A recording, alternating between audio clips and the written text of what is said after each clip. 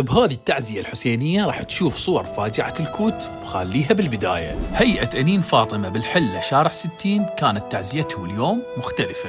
فاليوم الفاجعة صارت مال الكوت، صراحة أثرت فينا كلش. الحركة الحسينية والتعزية حركة اجتماعية ما معزولة عن القضايا اللي تصير بالمجتمع. هذه الرسالة التي توجهها من هذا طبعا هو الحسين عبرة وعبرة. لأن أهل الحلة يوقفون ويواسون أهل الكوت بفاجعتهم.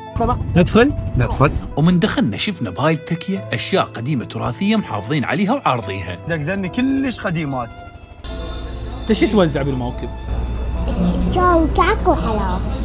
لا ناصر، لا معين، لا ابو فاضل، لا علي الاكبر. هذه جل المشاهد اللي قدرت اطلعها من خلال هذه التعزية والمجلس الحسين اللي حضر عدد من الشعراء والخطباء والرواديد. وكانت هاي الليلة هي الليلة الأخيرة من مجالس عزاء هيئة أنين فاطمة اللي ابتدى من منتصف العشرة الثانية إلى يوم 21 محرم. واليوم الأخير كان بذكر لمصابين وشهداء فاجعة حرق مول الكوت الأخيرة. أنا حسين الجبري وهذه الحلة هيئة أنين فاطمة.